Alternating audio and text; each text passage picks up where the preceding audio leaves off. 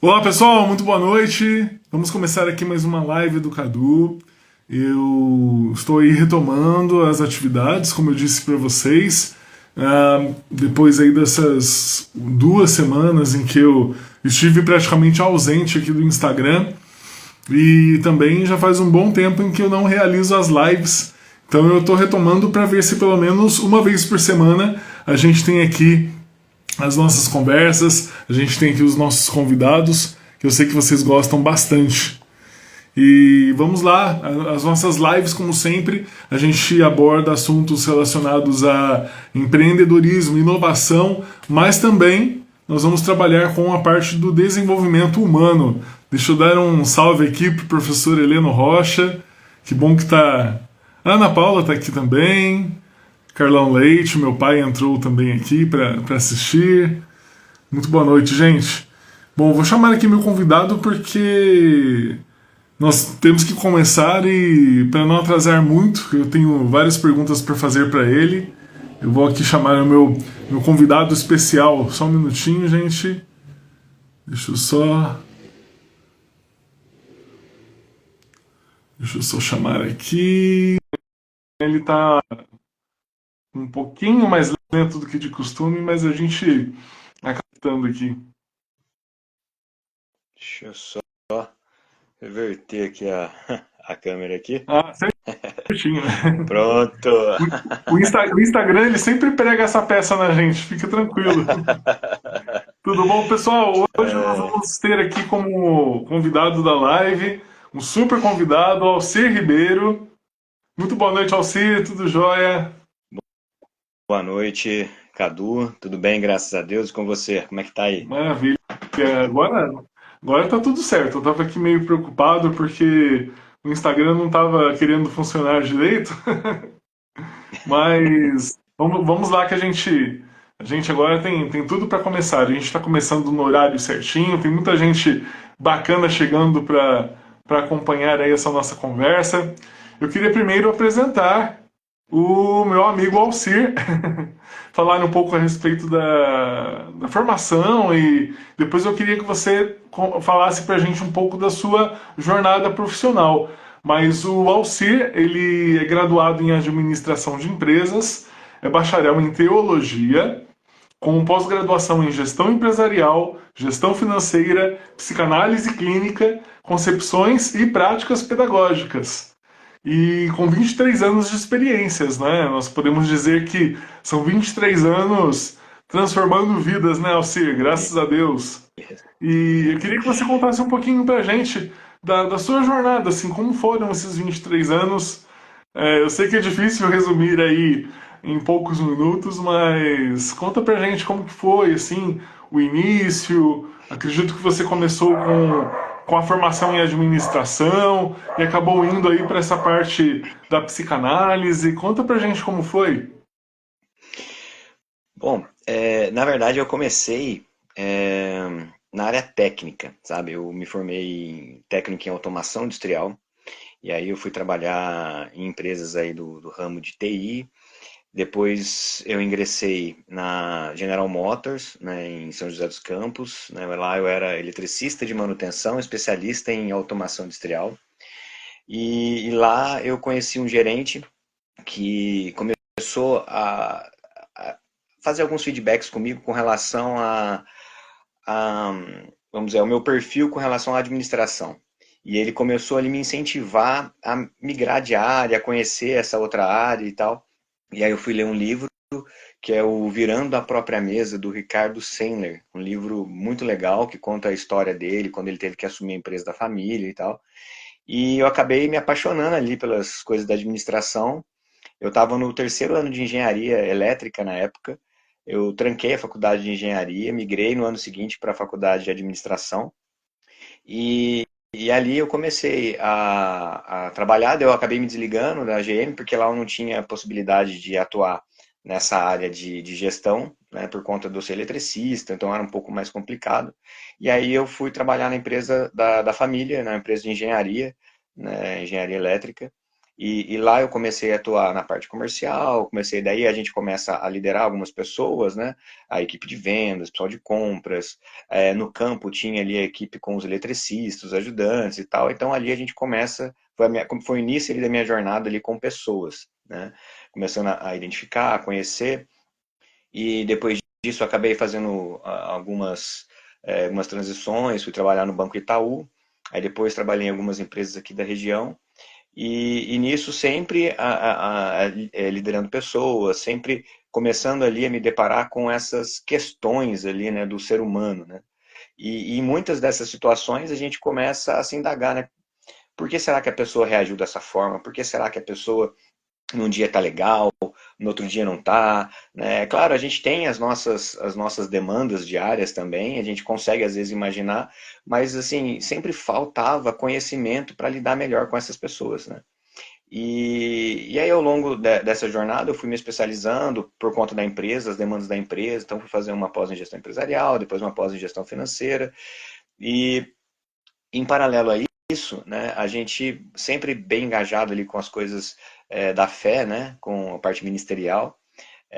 A gente começa ali, através do Ministério de Adolescentes, através do Ministério de Ação Social, a gente começa se deparar também com essas situações, né? Então a gente às vezes fazia visitas para fazer tipo para fazer uma oração, para fazer um aconselhamento, e a gente começa ali a se deparar com muitas realidades, né?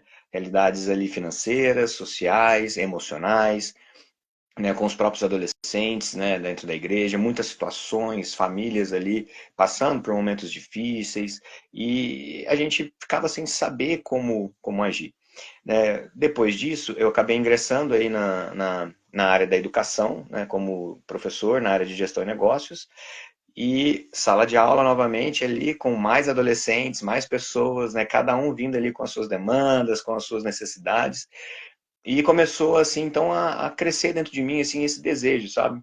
De, de como que eu poderia fazer, o que que eu poderia fazer para que eu pudesse auxiliar, né, ali de alguma forma mais assertiva, né, essas pessoas com quem eu tinha contato, né?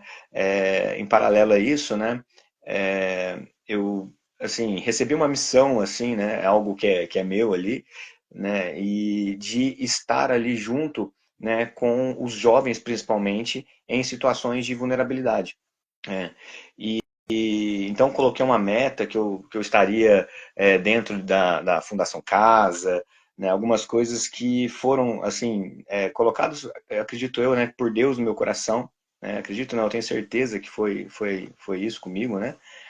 E aí eu comecei a buscar isso, né? Comecei a,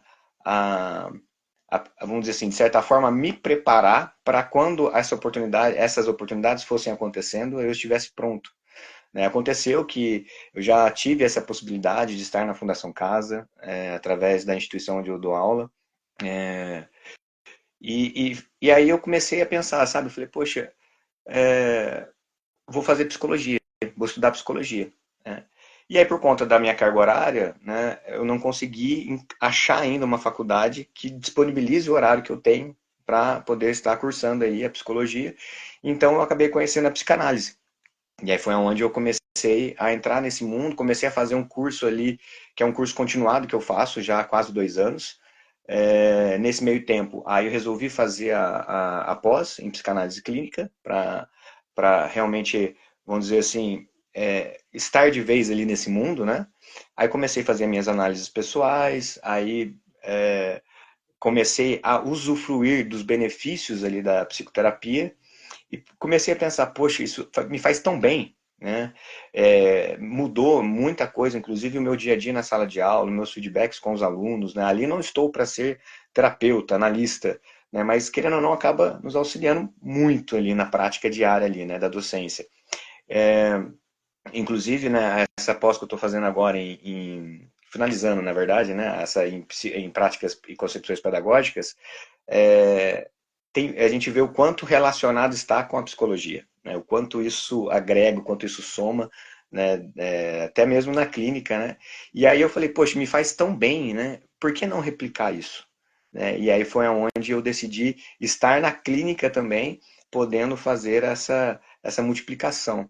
né? Um outro lugar que a gente tem bastante contato, inclusive vou estar numa live com ele agora no dia 24, numa casa de recuperação em Cachoeira Paulista, né? Eu vou estar falando com o Denis, que é o diretor da casa, e falando sobre as dificuldades ali. Então, comecei a me especializar nessas áreas, né, para realmente tentar, de alguma forma, ser usado ali, né, de alguma forma, para conseguir auxiliar essas pessoas que vão, vão, vão cruzando ali o nosso caminho, né?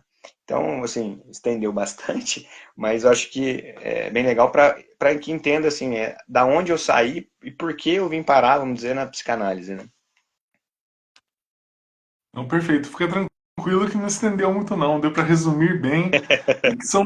É que são várias, querendo ou não, assim, quando a gente trabalha com várias áreas diferentes, a gente acaba tendo essa jornada, né? São várias ações, são vários momentos que vão fazendo com que a gente vá caminhando por diversas áreas de estudo, realmente por diversas ciências, né?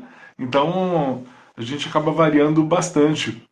Eu também tenho o pessoal aqui que já acompanha o perfil, os amigos, já sabem que eu tenho aí essa experiência também como professor há 20 anos. Mas o mais interessante é que eu me formei em comunicação social. E a minha ideia era me formar e entrar em empresa, aquela coisa de fazer o estágio e trabalhar com uma assessoria de imprensa, ou trabalhar com a parte de comunicação mesmo, de comunicação interna, de propaganda, alguma coisa nesse sentido. E aí, assim que eu me formei, eu acabei tendo a oportunidade de lecionar e eu fui, eu fui nessa oportunidade e estou aí até hoje. E é bom que vão se misturando as áreas, porque depois eu ainda fiz pós em marketing, em gestão de negócios, aí voltei para a área da educação, fiz o mestrado em educação, então a gente vai misturando um pouco, mas querendo ou não, Aham. a gente vê que são áreas que se cruzam, que se casam muito bem. E eu acredito Perfeito. que hoje, mais do que nunca, quando a gente fala na parte de gestão, que é o seu caso também, por ter feito a administração, mais a parte voltada para a questão da psicanálise, a compreensão realmente da parte espiritual com a teologia, eu acredito que é um casamento bem interessante, realmente, de ideias, Perfeito. de conceitos. E aí até eu queria até perguntar assim, porque você mencionou que com a psicanálise você tem uma compreensão melhor, principalmente dos alunos que são mais jovens, né? E Uhum. até aproveitando que você tem também uma ação voltada para essa parte da assistência social, como você mencionou, né, a questão da sua parceria lá com a instituição de Cachoeira Paulista, né, com o Isso. O Denis, né, é o gestor. Exatamente. Aí Aham. queria que você contasse para a gente assim a visão que você acaba tendo dos jovens diante da psicanálise, assim, como que você vê a demanda deles, porque a gente tem uma certa ideia de que assim a nossa sociedade hoje, as pessoas, inclusive os jovens, eles têm um acesso assim constante, imenso em relação ao conhecimento por meio da internet. Então, assim, o nosso acesso às informações, não diria o conhecimento em si, porque o conhecimento é o que a gente aprende e processa. Mas o nosso acesso às informações é muito grande. Então a gente tem uma Sim. falsa ideia de que as pessoas elas sabem mais coisas, elas se conhecem mais, mas a gente acaba acompanhando através da pedagogia, através das aulas e através da atuação também como a psicanálise, ela acaba ajudando a gente a entender e a compreender que infelizmente não é bem assim. Então eu queria que você trouxesse um pouco da sua visão, o que você está percebendo em relação a esses jovens, a demanda que talvez eles tenham até com relação à inteligência emocional, a soft skills, como que você analisa essa geração realmente e a forma como eles estão lidando com os recursos que eles têm, ou seja, eles muitas vezes têm, talvez não saibam como lidar. Como que você analisa isso tudo? Olha, a gente tem, vamos dizer assim, dois lados aí da moeda, né? É, nesses casos, por exemplo, uma coisa que você falou assim que foi bem interessante, que exatamente essa sensação que nós temos às vezes assim de que a gente vai se deparar com uma geração com muito conhecimento, né? Você dá um Google, né? Tipo assim, hoje você tem a inteligência artificial, você Uhum. tem, né, esses outros recursos. Isso, vou ser bem honesto, assim, quando eu fui iniciar mesmo ali na clínica, é, eu senti insegurança inicialmente com relação a isso. Eu falei assim, puxa, vão chegar pessoas ali que já às vezes fizeram o dever de casa ali, de certa forma, né? Foram lá, ler, pesquisaram e tal, e vão chegar se diagnosticando. Porque, vamos falar assim, vai, quem de nós aqui nunca deu uma dessa, assim, sabe? Você sente uma dorzinha no cotovelo, você fala assim, cara, vai lá no Google, dor no cotovelo. né? Aí o cara fala, olha, por exemplo, escreve lá, olha, isso aqui normalmente é câncer, imagina. Aí você puxa, né? Você já chega no médico e fala, pô, não, é porque é câncer, né? Eu vi lá no Google, né? E tal. Então, assim, então, ou seja, tem, né, esse benefício, né, de você realmente ter acesso à informação. Hoje, o conteúdo, né, tá muito mais acessível, né? Eu lembro, pô, na minha época, né, eu tenho 43 anos, na minha época, eu fui ter acesso à internet mesmo aos 15, antes disso não tinha acesso, né? Então, com 15 anos, aquele modem de escada, aquela coisa horrível, né, que, que a gente tinha na época, não tinha, não Eu existia lembro, eu aí. lembro também. A gente se entrega nessas, né? Tipo, se eu não tivesse É. falado a idade, só de eu comentar que eu usei, eu já me entregava. Mas assim, então a gente não tinha YouTube, né, não tinha o Google, não tinha inteligência artificial, a gente tinha o acesso ali, mas não tinha tanto conteúdo quanto está disponível hoje. Isso é uma coisa muito boa, eu mesmo usufruo muito, né, desse conteúdo que está lá, mas ao mesmo tempo isso nos torna ansiosos, né? Porque você começa vamos dizer assim, a se encher de conhecimentos ali conhecimentos não, vai, de conteúdos que para virarem conhecimento mesmo, demandariam mais coisas. Né? Então, às vezes, você lê algo, você interpreta a sua maneira, de acordo com aquilo que você já viveu, com as suas experiências, então você recebe aquilo, processa, cada um vai processar aquilo de uma forma, né? E isso vai gerar em nós uma determinada ansiedade. Hoje já tem alunos receosos de que vão ser substituídos pela inteligência artificial, né?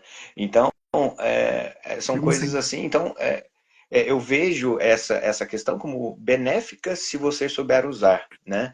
Mas eu estava falando que são dois lados assim da moeda, porque com essa minha experiência, vamos dizer, com os dependentes químicos, com a parte social, né, dos ministérios, né, com a questão da Fundação Casa que eu pude vivenciar ali, a gente tem um lado, né? Um lado onde a juventude vem cada vez mais machucada.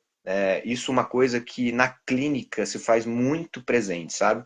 E isso é muito interessante porque dentro dos adoecimentos psíquicos, né, nós temos assim uma separação ali básica de neurose e não neurose que a gente fala. E a neurose, ela é constituída, na verdade, ela é formada, né, em pessoas que tiveram, vamos dizer assim, um ambiente que a gente chama de suficientemente bom.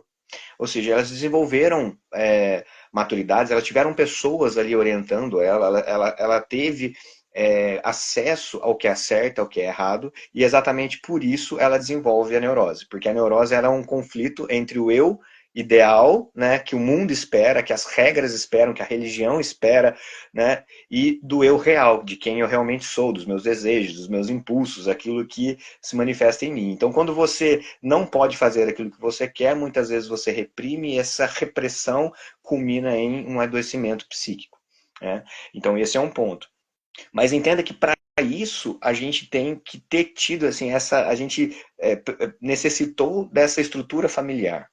Então, quando a gente olha lá na época de Freud, lá 1890, 1912, 1920, a ideia, né, assim, a força da instituição família era muito grande. Né? Não estou falando aqui que não existia adultério, que não existia. Não, existia, né? Homens extremamente, vamos dizer assim, machistas, sabe? Uhum. Coisas da cultura da época lá, né? Mas era aquele negócio, sabe? A mãe normalmente estava em casa cuidando dos filhos, o pai era o provedor, o caçador, né? Aquele que trazia o alimento, o provento para casa, né? Na hora do jantar, a família estava ali reunida, né? Então existia ali essa questão, então essa estrutura funcionava, né? Do jeito deles, né? Ao modo que era naquela época, mas funcionava. E hoje a gente vê um cenário assim de guerra, né? Um cenário assim devastado, né? Famílias desestruturadas. Nós pegamos hoje assim, com essa minha vivência, pais, adolescentes que nem conheceram os pais, adolescentes que os pais às vezes já morreram para o crime, né? Já perderam, né, os parentes ali, né? Às vezes a mãe, às vezes o pai. Tem um caso de uns conhecidos meus que o pai saiu de casa e a mãe, depois de um tempo, foi presa por tráfico. E aí eles foram espalhados com os tios. Né? Então, a gente pega essa outra é, vertente, né? Onde não houve esses cuidados essenciais, né? Ali na infância. Então, esse cenário, ele gera o que a gente na psicanálise chama de não neurose, né, que é a ausência ali, né, vamos dizer, dessa autoconfiança, né, dessa, dessa assistência que normalmente esses cuidadores primários, né, geralmente ali o pai e a mãe, nos trazem. Né? Então a gente vê hoje no cenário da clínica muito mais esse quadro da não neurose. Pessoas que precisam exatamente desse apoio, desse ombro inicialmente, né, para adquirirem essa confiança, né, de que o mundo não é o lugar agressivo, vamos dizer assim, que foi plantado para eles. O mundo é um lugar agressivo, mas não tanto quanto foi pintado para eles.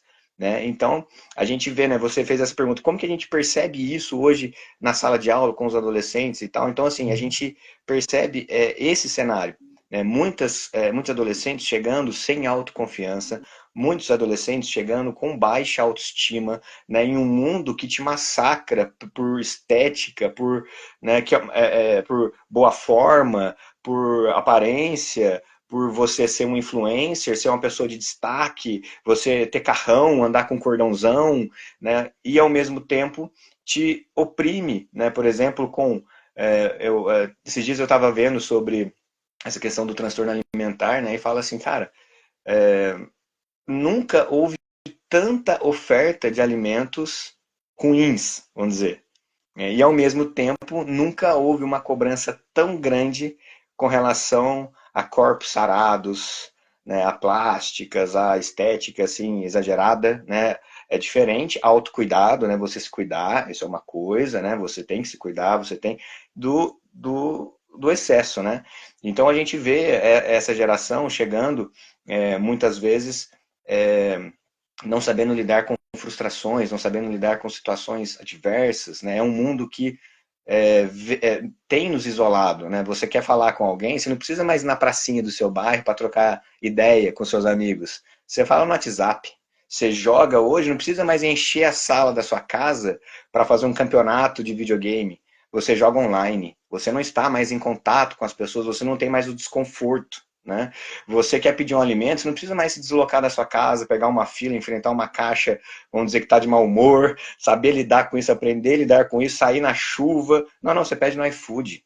Né? Então, você hoje, eu não tenho dinheiro para pagar um táxi, vou ter que pegar um ônibus, vou ter que me deslocar a pé. Não, não, não, chama o Uber que está baratinho.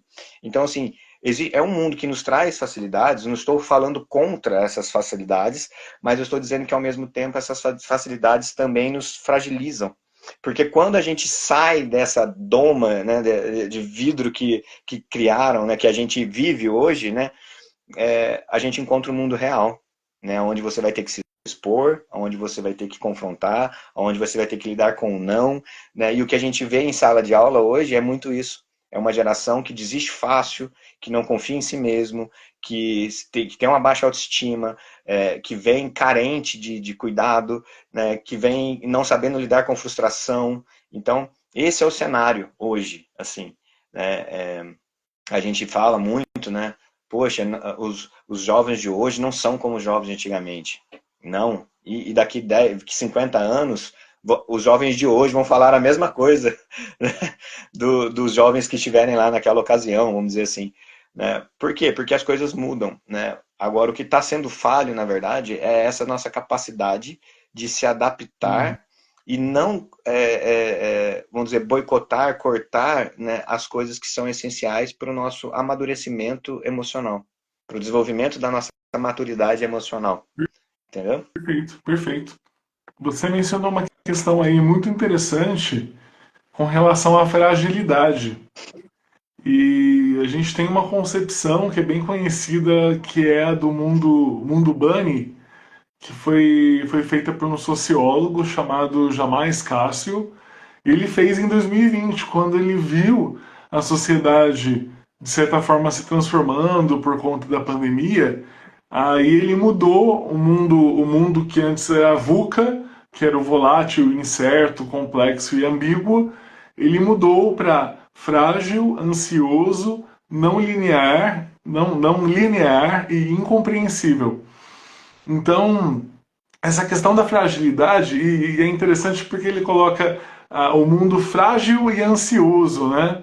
E essas duas características, é interessante a gente notar que as duas são trabalhadas pela psicanálise e, ao mesmo tempo, são duas características que, infelizmente, acabam caracterizando. A gente consegue, de certa forma, descrever o nosso mundo como realmente sendo ou frágil ou ansioso, porque de um lado você tem a fragilidade, que é a questão principalmente da geração mais jovem, que ouve um não e acha que aquilo é como se fosse uma bomba atômica devastando o mundo deles, né? Aquela coisa assim, o não, não, isso daí você não pode. Então, o impedimento ou até o obstáculo, aquela coisa de achar que porque hoje a pessoa não tem algo que significa que talvez ela não seja uma pessoa competente, uma pessoa que vai dar certo na vida. Então, existe muito esse conflito entre o ter e o ser, que torna a pessoa cada vez mais ansiosa também. Porque a ansiedade nada mais é do que a gente ficar muito preocupado, sem necessidade, com o futuro. E quando o jovem ele fica, por exemplo, falando assim: ah, se hoje eu não tenho ainda o meu carro com 18 anos, então quando eu tiver 30 eu não serei bem sucedido, não vou ter o meu milhão no banco. Então, assim, são vários conceitos que vão surgindo e fazem com que uma geração que tem uma tendência à fragilidade também se torne cada vez mais ansiosa por um excesso de futuro que eles ao mesmo tempo não sabem o que fazer com esse futuro, porque eles ficam nessa incerteza, existe todo esse conflito que você mencionou, né? E como que você acredita assim, como você vê o papel da psicanálise ajudando esses jovens e até quando eu falo dos jovens eu também acabo relacionando os adultos também, porque acaba que como a gente vive no mesmo mundo, numa mesma sociedade, os adultos também acabam tendo esses conflitos. Então, como a psicanálise vê a relação que existe da importância de se ter a antifragilidade em função de um controle, da gente amenizar realmente essa questão da ansiedade. Bom, na verdade, assim, é, até ontem mesmo eu estava lendo um livro, né, de um autor que fala muito sobre a questão da infância, que é o Winnicott. E é um livro que ele faz que chama Falando com Pais e Mães, né, que é um livro que ele fez até numa linguagem bem tranquila mesmo, que ele fez exatamente como se fosse ali dicas, né, para pais e mães de como trabalhar melhor, principalmente, acredito, assim, essa questão do amadurecimento emocional, né, das crianças ali. E eu estava lendo ontem sobre ciúmes, né, era um capítulo que falava sobre ciúmes. E eu achei assim extremamente, vamos dizer, aplicável para muitas áreas da nossa vida. Eu até gravei um vídeo hoje, ainda não postei, mas eu gravei um vídeo hoje falando sobre isso, que ele fala assim, né, que inicialmente o ciúmes é uma coisa do ponto de vista ali da psicanálise interessante, porque mostra que está havendo esse amadurecimento emocional na criança, ou seja, ela começou a amar alguém, ela começa a ter assim essa questão, né, do amor ali se desenvolvendo e tal, e ela de alguma forma está dando resposta, né, um tipo de resposta para isso. E aí ele fala depois, né, no finalzinho do capítulo, ele fala assim que existem três formas, né, de se eliminar esses ciúmes, né, que esses ciúmes na verdade deixe de existir em crianças que estão realmente amadurecendo emocionalmente, né? Uma delas que eu achei muito interessante que fala sobre a questão assim de que a criança ela consegue, por exemplo, se colocar no lugar do outro, né? Então vamos supor que seja uma criança, se for muito criança, ele até fala lá que abaixo de um ano ele garante que não é viável, né? Isso no estudo daquela época, né? Que não era viável, mas que, por exemplo, se a criança consegue se colocar, né, no lugar do objeto que substituiu ele com relação à relação dele com a mãe dele. Então, por exemplo, ele começa a entender que a mãe não está dando atenção para ele porque está amamentando, né, uma criança, né, e que aquilo é necessário para aquela criança. Então, essa visão empática, né, faz com que ele entenda e aceite a dividir. Né, uma outra situação que ele inicialmente, né, e aí a gente vai associar uma coisa aqui bem interessante, né, que inicialmente quando ele sente que ele perdeu ali o amor, né, da figura ali da mãe dele, né, ele explode. Então ele chora, ele grita, ele esperneia, né? Qualquer semelhança com os nossos adolescentes de hoje e inclusive com alguns adultos de hoje que não sabem levar o não, né, não é mera coincidência, né? É realmente derivado disso daí. Né? Não da questão dos ciúmes em si, mas desse processo de amadurecimento. Então, ele chora, ele tem uma raiva ali da mãe, às vezes do objeto né, pelo qual ele foi supostamente trocado, só que nessa fase de amadurecimento, ele começa a entender que ele ama aquela pessoa que ao mesmo tempo ele está odiando, e esse amor começa a prevalecer de forma que a raiva vai sendo amenizada, né? E o amor prevalece e ele começa a aceitar então de maneira pacífica. E isso foram estudos na clínica onde crianças inicialmente tinham ciúmes do irmãozinho e depois essas crianças começaram a acariciar, a cuidar dos irmãozinhos e tal, né? Então ele começa a perceber isso e supera. Então a gente começa a perceber, né, esse processo de amadurecimento emocional, né? Então, quando a gente tem, né, esse cenário, né, e o terceiro ponto, que é muito importante, é que quando a criança começa a ter ciúmes, mas ela recebeu uma carga de amor, de carinho, de cuidado muito grande, ela fala assim, não, ela não deixou de me amar, porque ela cuida de mim, ela cuidou muito de mim, ela me deu muito carinho, ela me deu muito amor, então tá tudo certo, e aí é a vida que segue, e a criança, ou seja, você vê essa evolução, você vê esse amadurecimento, né, você vê esse processo. Então, assim, como que a psicanálise encara isso? Por que eu fiz essa contextualização? Né?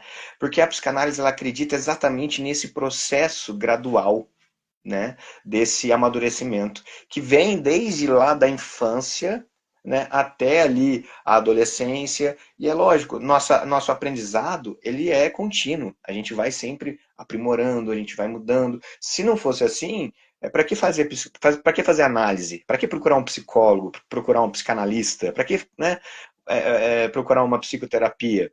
se a gente não vai mudar mais. Então a gente muda, a gente aprende, a gente consegue, né, evoluir. Mas esse procedimento, esse processo, na verdade, ele vem ao longo da nossa vida, principalmente, né, na infância. E então a gente entende que, por exemplo, a questão da autoconfiança, né? Como que a gente vai encarar o mundo, né? Como você falou, poxa, eu não tenho um carro aos 18 anos, então eu já sou um fracassado, né? Então a minha vida já, né? Como que a gente lida com isso, né? Isso a gente traz muito a questão da autoconfiança. Como que a gente adquire a autoconfiança, né? Então eu sempre dou esse exemplo porque é muito fácil, né, de visualizar.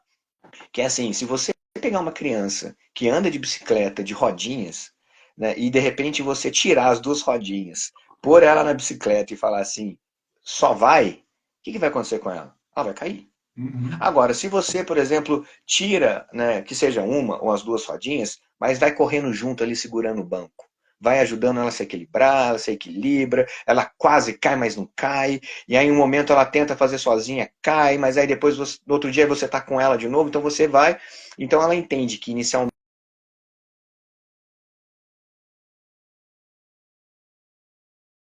mediante a ajuda, depois de um tempo, ela não precisou mais daquela ajuda. Ela aprendeu, ela foi capaz. Isso é algo pontual que eu estou citando aqui. Mas quando a gente pega, por exemplo, num aspecto mais amplo, por exemplo, um pai, uma mãe, uma família ali que ajuda ali o filho a estudar e aí ele consegue melhorar os resultados na escola, consegue ir bem na escola, né, o pai ali a mãe que vai brincar, que vai fazer, que vai ajudando e aí ele vai adquirindo essa autoconfiança, ele vai internalizando que eu sou capaz, eu posso, eu consigo, né? E ele vai trabalhando isso daí e quando ele se deparar com uma frustração lá na frente, quando ele se deparar com uma situação difícil lá na frente, que ele vai falar assim, poxa, será que vai dar? Bom, eu não consegui o carro aos 18, mas será que dá? O que que lá dentro dele, né, vamos dizer, o inconsciente dele, o que que a psique dele vai dizer para ele, na verdade? Ele vai falar para ele assim, cara, não deu agora, mas vai dar. Pô, você tem um histórico de sucesso, né? Sábado agora, eu achei muito legal. Eu participei de um encontro de casais numa igreja, e ele trouxe para a gente uma contextualização daquele texto famoso, né, do primeiro milagre de Jesus, transformar água em vinho e tal. E ele fala assim: o vinho ali representa algo extraordinário, um momento, são momentos pontuais na nossa vida, né? Uhum. Mas que acabou o vinho, o que, que tinha sobrando? Água. Né? Tinha muita água e pouco vinho.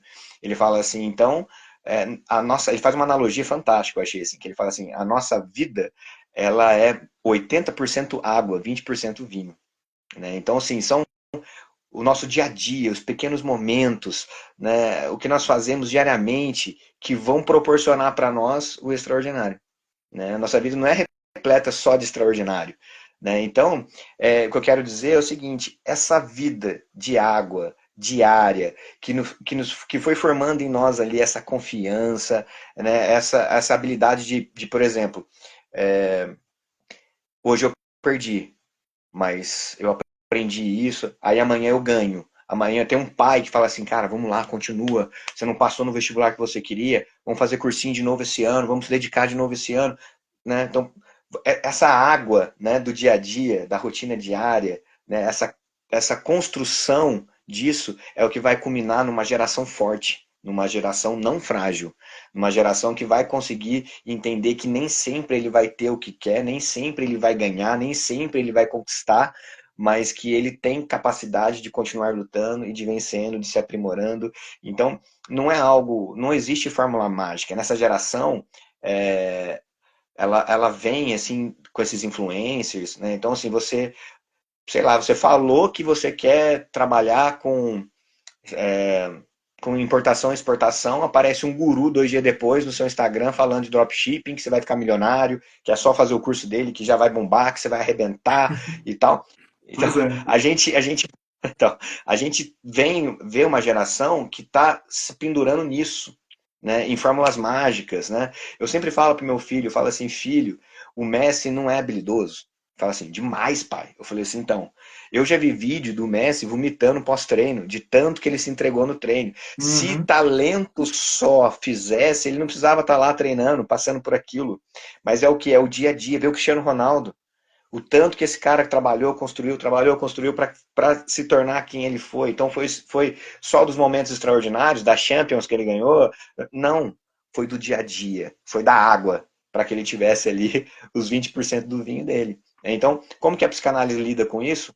É quando chega na clínica alguém frágil, alguém que não tem essa autoconfiança, né, o psicanalista ele vai ajudar essa pessoa, ele vai ser essa pessoa inicialmente, que vai apoiá-lo, que vai mostrar para ele que ele é capaz, né, que vai ajudá-lo nesse processo, né, gradativo de ganho de autoconfiança. Então, é assim que a gente trabalha em clínica. Perfeito, perfeito. Foi muito interessante essa analogia que você trouxe em relação à nossa vida com relação ao primeiro milagre de Cristo. E assim, até existem outras abordagens que são bem interessantes. Tem um físico quântico que fala sobre a transformação da água em vinho, a forma como Jesus manipulou a matéria para essa transformação acontecer, que isso é mesmo um milagre, porque ele disse que a energia para você causar, saindo um pouquinho da psicanálise e indo um pouquinho para a física, né? A energia para você causar a fissão das moléculas de água, a combinação, a recombinação disso, mais a fusão depois das moléculas já transformadas de vinho, em relação à quantidade que ele tinha ali, né, de litros e litros, parece que a energia necessária seria equivalente a 200 reatores nucleares. E Uau! e ele não fica cansado. A gente vê que a Bíblia não fala, e depois Jesus teve que dormir. Não, ele foi para a festa. Então, para a gente ver a força do milagre, né? A força que o Perfeito. milagre tem. É muito interessante. Muito legal. Depois eu passo para você esse vídeo. Acho que eu vou colocar até no meu story. Vale muito a pena. Vale muito a pena Legal. a gente ter essas outras análises assim. Mas essa comparação do 80% da vida sendo água e 20% vinho faz a gente pensar.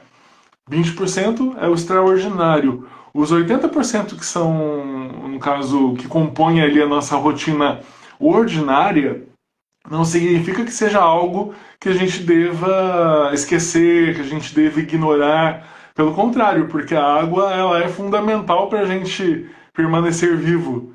Então, muitas vezes a gente acaba menosprezando pequenas conquistas, os momentos mais simples, aquela coisa da rotina, do dia a dia, mas talvez a ideia de você trabalhar uma visão dentro da antifragilidade esteja justamente nisso, de você começar a ver as coisas mais simples de uma maneira diferenciada, porque quando vem o extraordinário, você encara aquilo com uma gratidão enorme e as coisas talvez elas tenham uma tendência a acontecer de forma mais frequente na sua vida, né?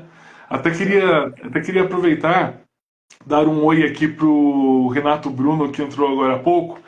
Ele é de Belo Horizonte, depois vale a pena dar uma olhadinha no perfil dele também, viu, gente? Porque ele tem uma imersão voltada para a felicidade. Ele trabalha as concepções de felicidade, bem-estar, e ele tem uma imersão com um método próprio que ele desenvolveu junto ao Renner Silva, que também é palestrante e professor. E esse método ele acaba sendo bem interessante porque aborda também essa questão da felicidade em função da gratidão. E ontem eu coloquei lá nos stories, quando eu divulguei a nossa live, eu coloquei uma caixinha de perguntas e acaba que a gente tem aqui a pergunta a respeito da felicidade.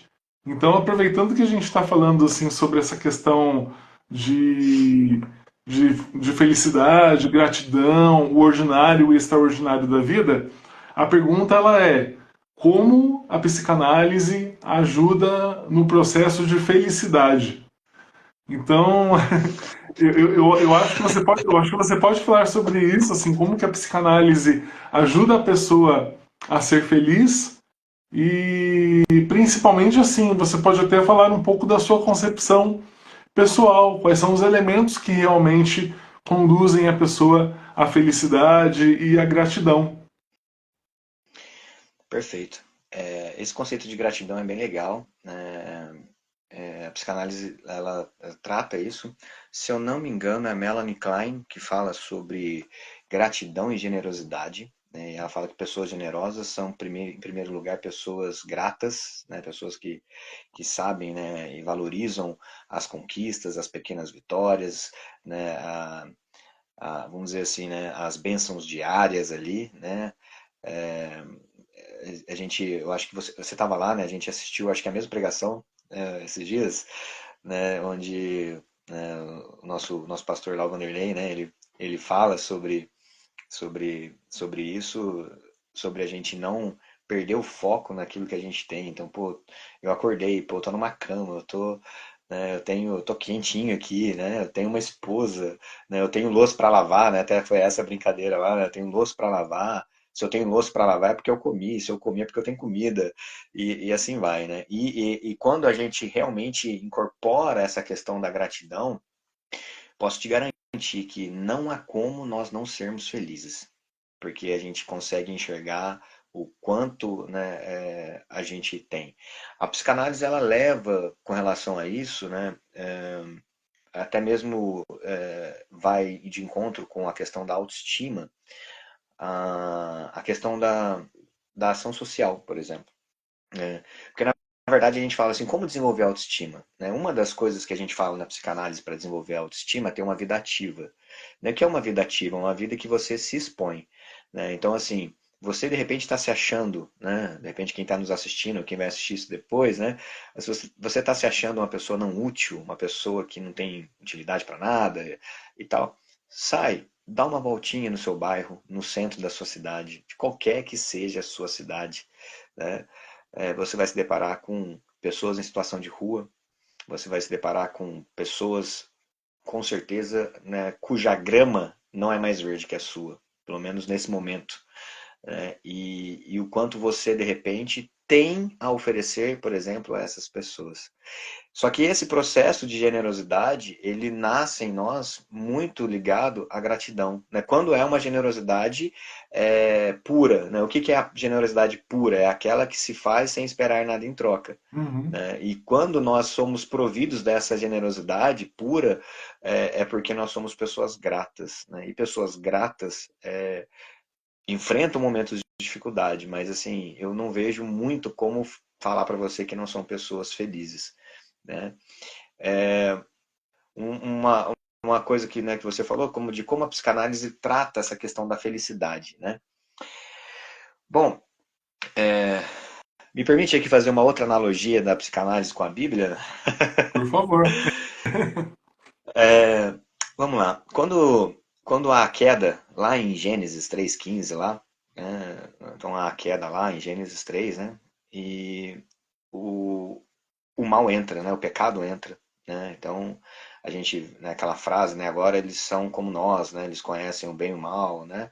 E tal. Então, a partir dali, né? Há um desequilíbrio, né? Ou seja, nós passamos a ser tendenciosamente praticantes do que é ruim, do que é mal. Né? E aí Jesus vem, né? Jesus vem e aí ele fala assim: eu preciso ir para que o Consolador venha. Né? E o Consolador hoje habita em nós, né? E através disso nós retomamos o equilíbrio.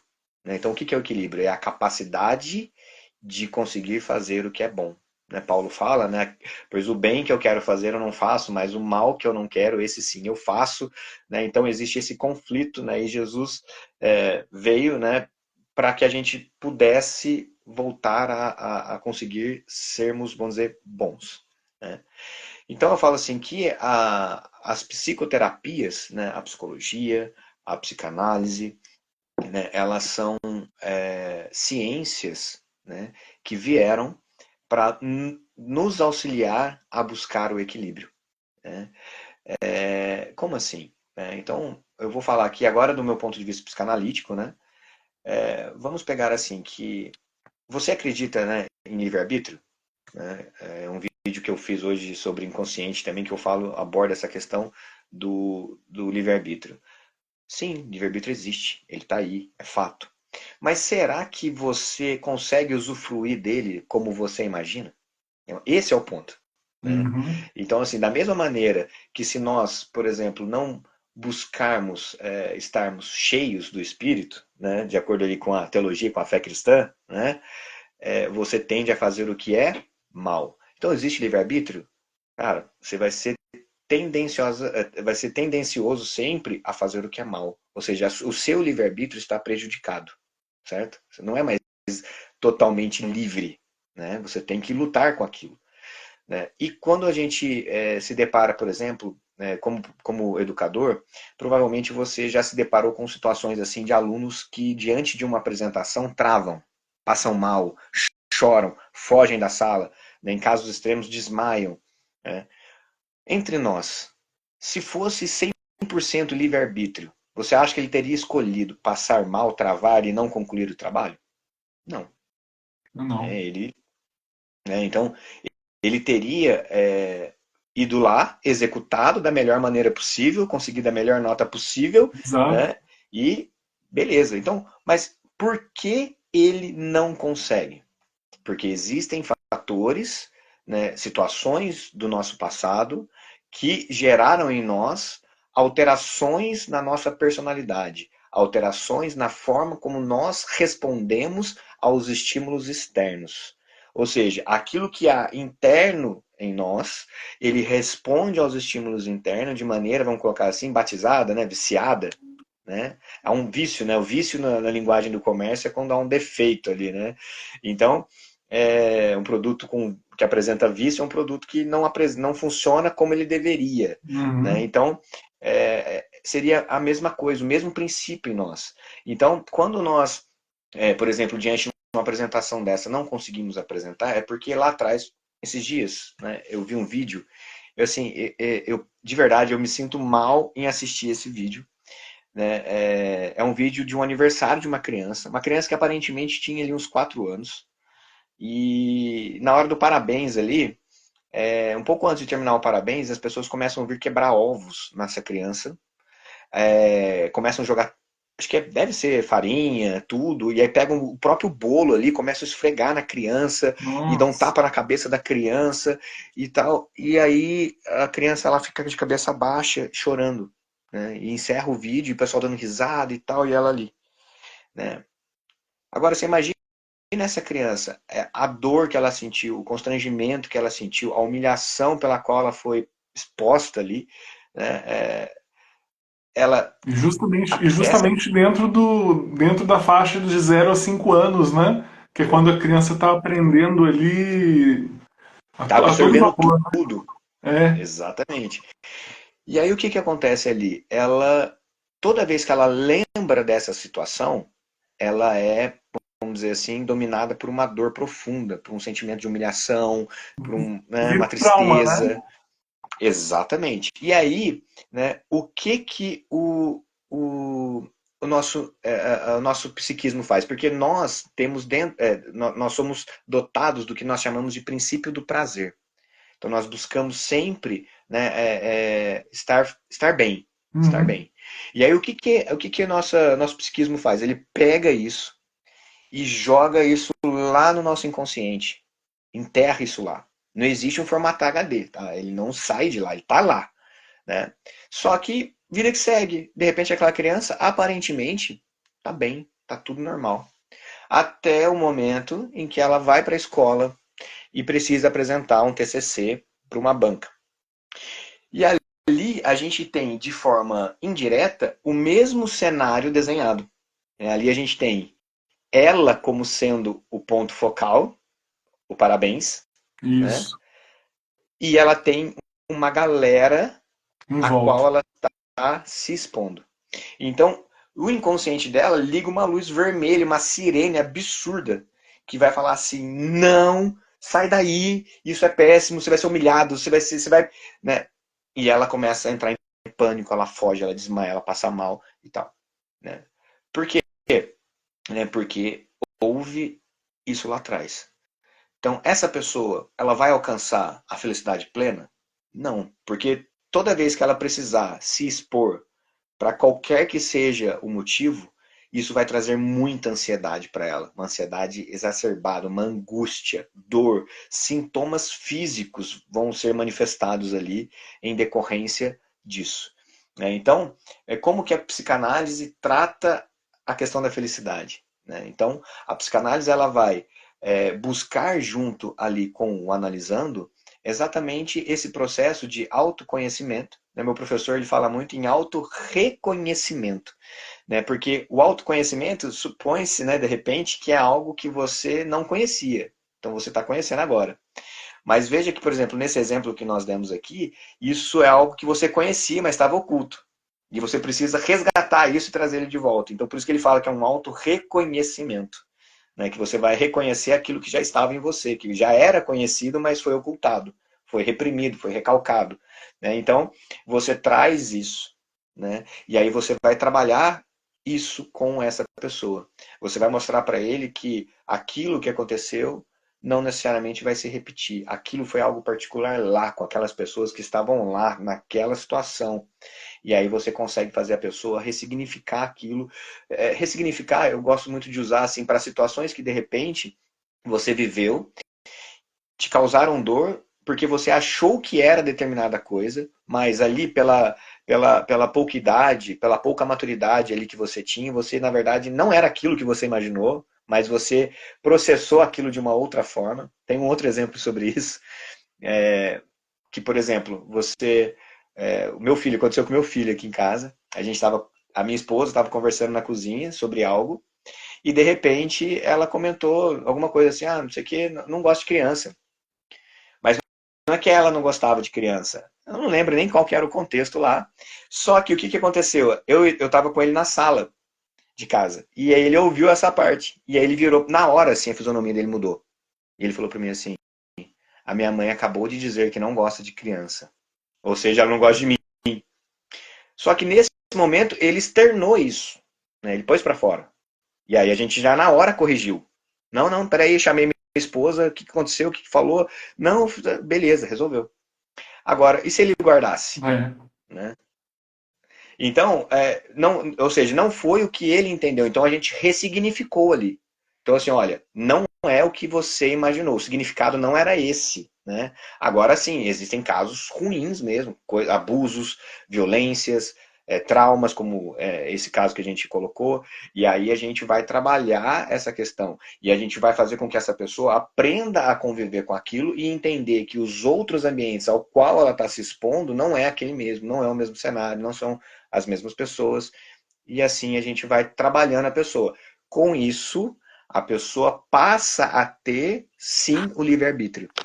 Porque daí ela deixa de ter essas coisas influenciando ela, fazendo com que ela age de forma parcial. Ela começa a agir de forma imparcial, de acordo com aquilo que ela quer realmente, sem a interferência dessas coisas que nos atrapalham. Então, com isso, nós conseguimos atingir a felicidade. O Robson Gabriel Fagundes escreveu aqui que esse é o cara. O Robson é um aluno querido lá da instituição onde eu dou Ah, que aula. legal. Ele que é o cara. Os nossos alunos, eles realmente, a gente vê normalmente assim, eles acabam trazendo esse carinho, esses elogios, mas eles também são super dedicados. A gente sabe que a gente falou da fragilidade com os mais jovens, mas ao mesmo tempo a gente não é à toa que a gente fica tão em cima deles, porque a gente vê também muita competência, muito potencial, né? E entra exatamente nisso que você falou, né? Que muitas vezes é um momento de trauma que faz com que a pessoa trave totalmente, não acredite mais na competência dela. E essa questão de ressignificar É muito importante, porque Sim. só assim a pessoa vai conseguir continuar, só assim a pessoa vai poder ganhar a antifragilidade a ponto de enfrentar uma situação que seja parecida com o trauma ou que lembre o trauma que ela viveu, e com isso ela vai conseguir talvez superar, né? Depende, é claro que depende de vários outros fatores, mas só a ação de enfrentar aquele momento já é algo que vale para o aprendizado dela. Então isso acaba sendo muito forte, né? Aham. Bom, Alci, infelizmente o nosso tempo aqui está acabando, mas vamos encerrando aos pouquinhos, porque, nossa, tem tanto assunto bacana para falar, e eu acho que a gente vai ter que marcar depois uma segunda live, viu? Opa, tô dentro. Maravilha. Maravilha. Pessoal, antes da gente. Eu vou fazer aqui uma última pergunta para você meio que já fazer as suas considerações, deixar a sua mensagem para o pessoal que está acompanhando a gente aqui até agora. Tem muita gente bacana assistindo. E eu queria só destacar para vocês que o Alcir ele tem assim conteúdos fantásticos, está sempre trazendo aí vídeos e conteúdos que ele acredita que são pertinentes, ele vai lá e traz para o perfil e faz uma análise bacana. Então sigam aí o perfil dele, eu vou deixar aqui fixado aqui embaixo, que é Alcir underline psicanalista. Vou deixar aqui fixado para vocês, tá bom? E, e aí eu queria, assim, pra gente ir fechando a live, digamos assim, porque não dá vontade de fechar, não, dá vontade da gente estender. Mas também não quero também, daqui a pouco a gente chega aí 11 horas, meia-noite, aí vai ser complicado. Sua esposa vai brigar comigo amanhã. Mas pra gente fechar, então, uma coisa que a gente vê, que conforme a gente vai falando a respeito de ajudar as pessoas, apoiar os jovens na questão da antifragilidade, não é à toa que o tema, né, o título da nossa live é Psicanálise, a cura pela fala. Porque, inclusive, a cura pela fala é o seu lema, digamos assim, né, seu slogan. Não sei se você usa no Instagram ou se você usa em um outro momento. A cura pela fala. É, na verdade, foi na criação da minha logo, né? Na verdade, a cura pela fala é algo que vem do Freud, né? Que veio que ele começou a experimentação dele lá atrás, de algumas formas, até que num determinado ponto, uma paciente dele fala para ele assim: deixa eu falar, né? E ele começou a perceber então que após a pessoa externar aquilo, ela tinha os sintomas dela eram assim amenizados, né? É claro que se não forem tratados as origens, né, isso acaba recorrendo, né? Mas ele percebeu, então aí ficou essa questão, né, da cura pela fala. A pessoa faz o que a gente chama de associação livre, ela vai trazendo para a gente todas as demandas e a gente depois vai fazendo essas conexões e vai significando tudo isso, né? Mas tudo através da fala. Então o paciente tem que chegar e falar mesmo bastante.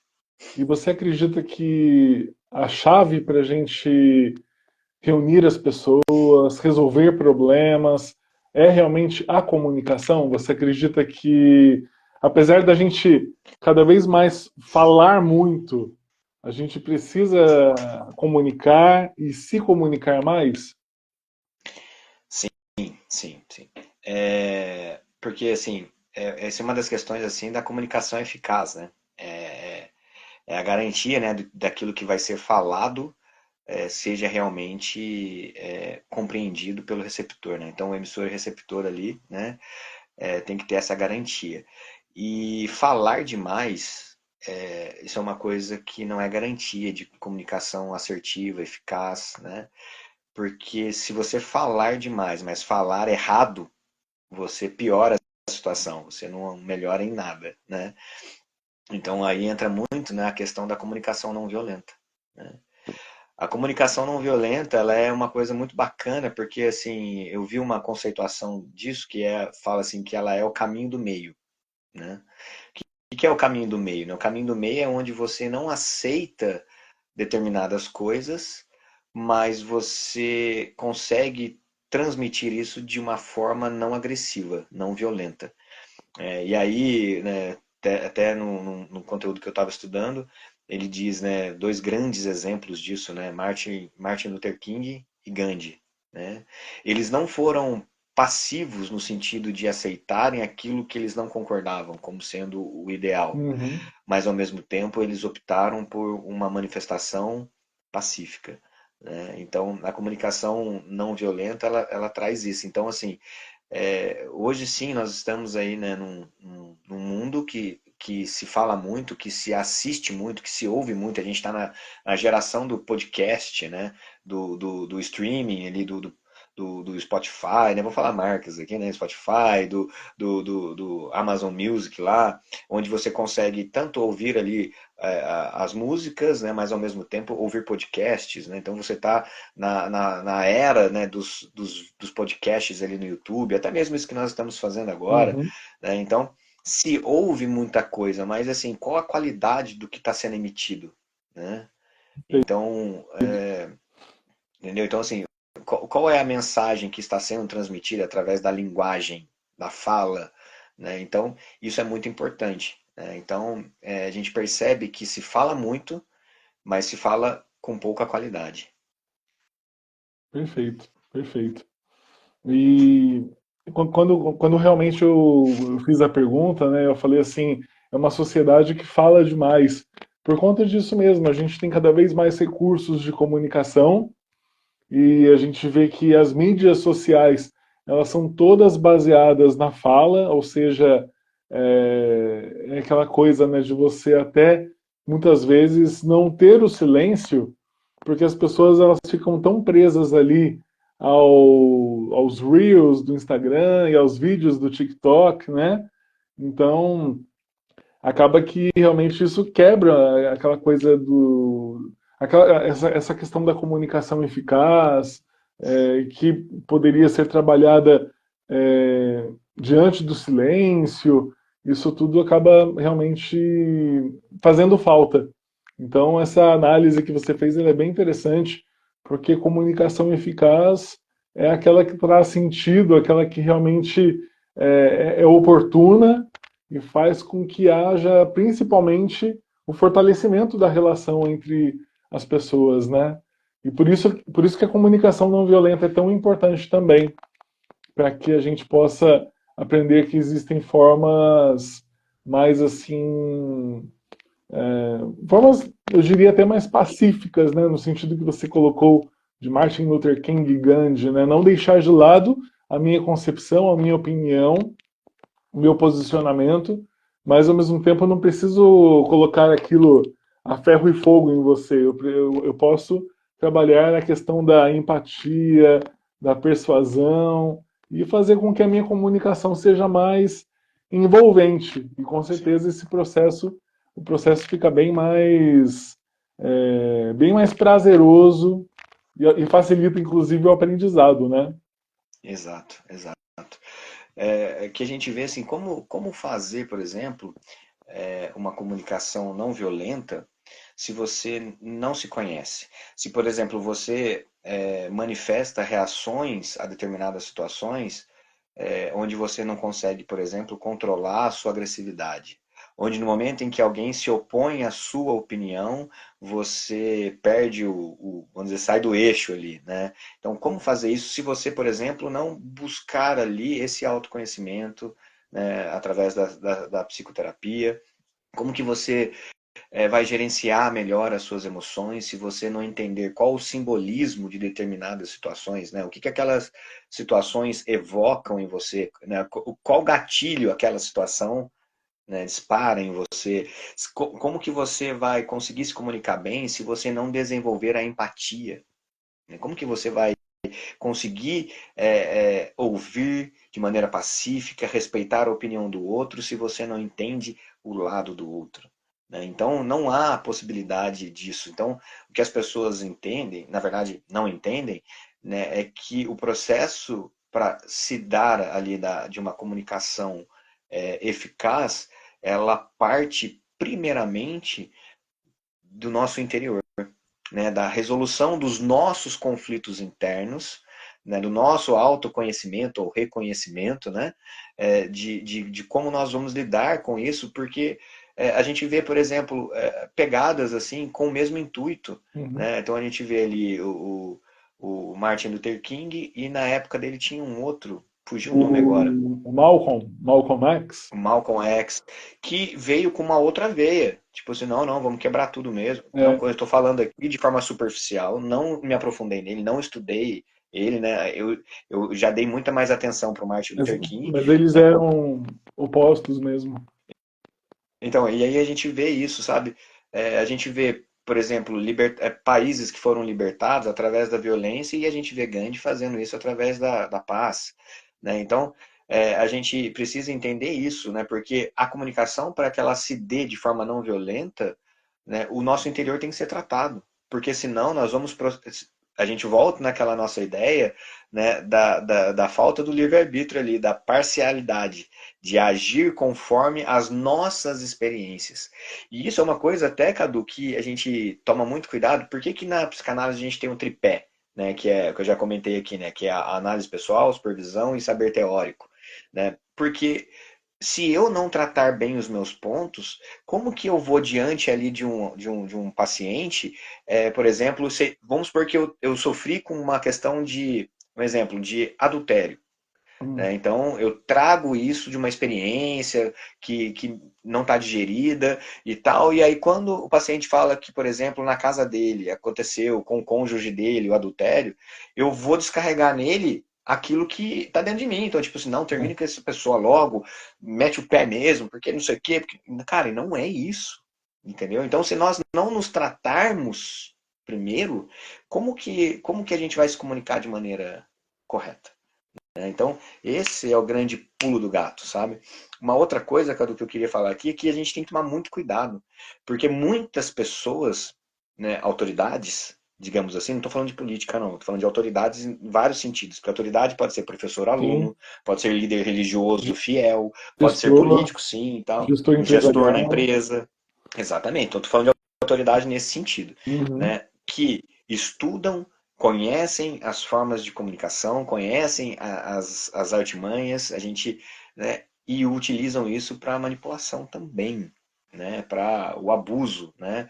Então conseguem manipular a massa, né, utilizando da comunicação, né? Então assim, a comunicação é algo assim extremamente importante, mas em época de YouTube, de redes sociais, de podcasts e tal, o cenário é favorável para todos, para aqueles que comunicam bem, para aqueles que querem se aproveitar e manipular a massa e para aqueles que comunicam Uhum. mal. Né? Verdade. Então, nós, como receptores desse conteúdo, temos que estar assim muito atentos a isso. A palavra de Deus, na Bíblia, ela ensina: meu povo perece por falta de conhecimento. Então, qual que é o melhor remédio para que a gente não escolha os canais errados de comunicação? É o conhecimento. Então, Exatamente. o conhecimento do que está acontecendo, das disciplinas, vamos dizer assim, das hard skills lá, né, para que a gente não seja manipulado nesse sentido, mas ao mesmo tempo o autoconhecimento, para que a gente consiga comunicar bem também. Perfeito, perfeito.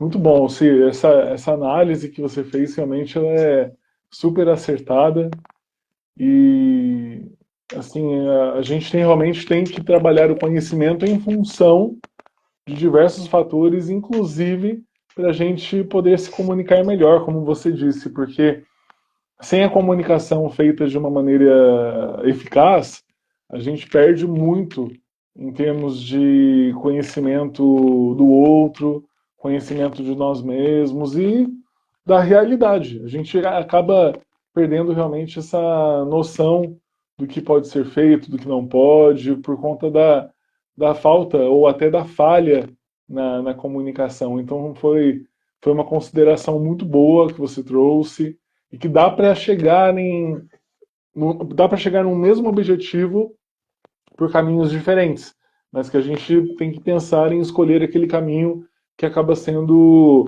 o mais assim, aquele que agrega mais, né? Então, até esse exemplo que você trouxe do Martin Luther King em relação ao Malcolm X, os dois tinham o mesmo objetivo, mas eles escolheram caminhos diferentes. Então, Exato. é importante para a gente pensar realmente qual caminho a gente quer escolher, né, diante de tantas informações, diante de tantas coisas que a gente tem aí na nossa sociedade atual. Muito bom mesmo.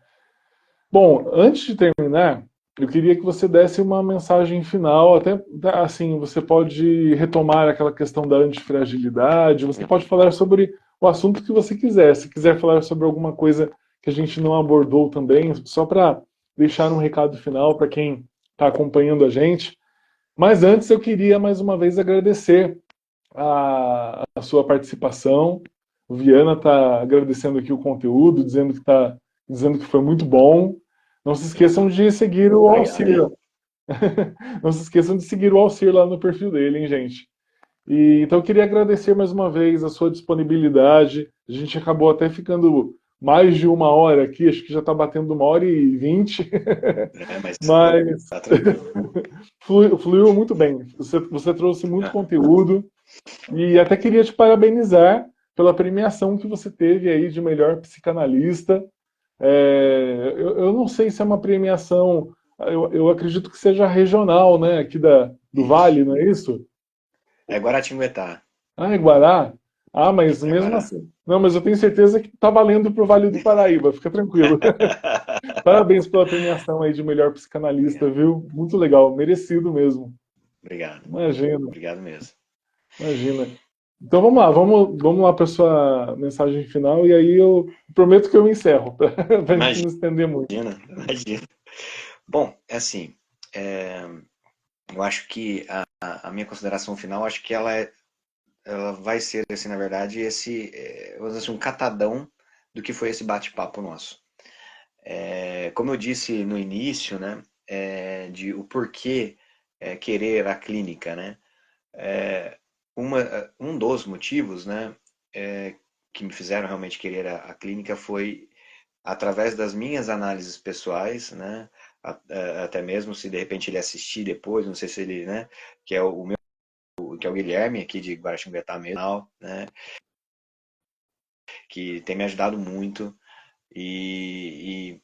assim, eu vi a mudança na minha vida, né? Claro, tenho muito a acertar, a gente tem muita coisa para corrigir, né? Isso vai ser eterno, né? A gente vai morrer, é, assim, buscando esse aperfeiçoamento, né? Isso é constante, mas eu vi o quanto isso tem feito a diferença na minha vida, em todos os sentidos, sabe? Vem muito assim de pessoas assim da área de gestão, né? E até mesmo com relação a isso, sabe? Eu estou finalizando a gravação de um curso que é como liberar o seu potencial através da psicanálise, né? Porque eu tô, na verdade, ali eu tô falando, eu tô meio que descrevendo um processo que aconteceu comigo, né?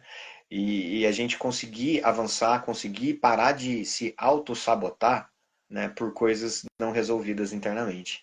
Então, assim, para você que está nos assistindo agora, para você que de repente vai assistir é, isso depois, eu não sei se fica gravado, Cadu? Vai ficar gravado, vai ficar. Então, para as pessoas que estiverem assistindo depois, né, da gente de hoje, vamos dizer assim, procurem realmente esse processo, né, da psicoterapia, né? Em alguns casos, e aqui assim, é, nós dentro da clínica a gente trabalha dessa forma. Então, em alguns casos pode ser que aquele paciente não seja o perfil para abordagem psicanalítica e eu encaminhe ele para um psicólogo, né? Então eu tenho uma psicóloga, né, que é a Márcia Lopes, e um psicólogo que é o Evair Floriano, né, que são pessoas parceiras com as quais eu combinei. Que se de repente chegarem pacientes até mim que eu identifique que não é para abordagem psicanalítica, eu estarei encaminhando para eles.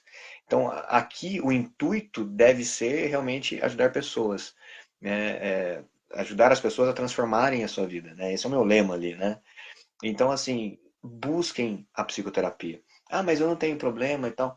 Gente, isso abre portas. A gente começa a conhecer coisas que a gente às vezes não sabia que tinha, né? Porque está no nosso inconsciente. Coisas que a gente fala assim, puxa, eu queria deixar de fazer isso, mas eu não consigo, ou consigo por um tempo, daqui a um tempo você fala assim, puxa, fiz de novo, né? Então, assim, existe um porquê com relação a isso, Uhum. né? Então, busque então a psicoterapia, porque isso vai realmente, pessoal, se houver entrega, se vocês, claro, forem assistidos por um bom profissional, né, há uma virada de chave, há uma mudança na sua postura, há uma evolução, há um crescimento, isso é indiscutível. Então, assim, dentro de tudo que a gente conversou hoje, a mensagem que eu deixo é se bem assistido por um bom profissional, não tem como você continuar sendo a mesma pessoa. Não tem como você se tornar uma pessoa pior se você buscar psicoterapias, né? Então, busquem. Não estou aqui vendendo o peixe para que você venha me procurar, né?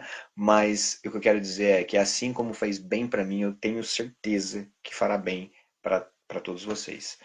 Então, Perfeito, perfeito. Alcir, eu queria mais uma vez lhe agradecer por todo o conteúdo, queria lhe agradecer pela não só pelo conteúdo, mas principalmente por todo o aprendizado que você trouxe aqui nessa quase 1 hora e meia de conversa. Nós vamos sim marcar uma próxima live ainda esse ano, porque tem muito fechou. assunto para tem muito assunto para ser falado. Até essa questão que você mencionou no final das pessoas terem esse preconceito, digamos assim, com relação a buscar um apoio, um auxílio realmente em relação aos aspectos psicológicos, mentais, psiquiátricos. Então, realmente a gente tem muito o que conversar, mas o que você trouxe aqui hoje foi realmente assim enriquecedor. Eu agradeço muito a sua disponibilidade e também Obrigado. o fato de você trazer tanta coisa boa, tantas mensagens positivas aqui para o nosso público. Obrigadão mesmo, viu? Eu que agradeço a oportunidade. Falei que seria está sendo, na verdade, né, uma honra estar aqui contigo, né? Eu acompanho o seu conteúdo, né? E agrega muito também. Então, assim, admiro muito você pela sua postura, pelos seus conteúdos, pelo que você traz, né? E para mim é uma honra, né? Tô assim, sempre que quiser, tô aqui contigo. Maravilha, obrigado mesmo, viu? Obrigado pelas suas considerações. E agradeço também quem acompanhou a gente até aqui esse momento. O pessoal está aí interessado e comentando. E vai ficar gravado, depois eu compartilho com você para ficar também gravado no seu perfil. E Perfeito. aí o pessoal pode ter acesso a esses conteúdos quando eles quiserem. Ótimo. Excelente. Maravilha. Alcir, obrigado mais uma vez, viu? Tudo de bom. Uma ótima noite para você. Igualmente. E pessoal que assistiu aqui a gente, muito obrigado mais uma vez pela atenção. E tenham aí um ótimo final de semana, uma excelente noite de sábado. E até a próxima live. Valeu, Tudo de amigo. bom. Obrigado, viu? Obrigadão, Até mais. obrigadão, Alcir. Tudo de bom. Até Tchau, tchau, mais. igualmente. Tchau, tchau.